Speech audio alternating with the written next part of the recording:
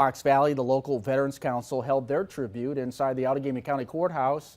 The family of George Cornelius Arts received the Purple Heart on his behalf. George served in World War I and was severely wounded. He later came home, but at the age of 35, the injury took his life.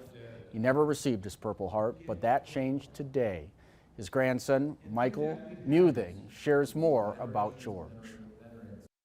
There's the Special Order 48, a special order that was issued in the hospital that entitled him to wear the wound chevron, so we would know that he would be entitled to the Purple Heart. I have all his discharge documents.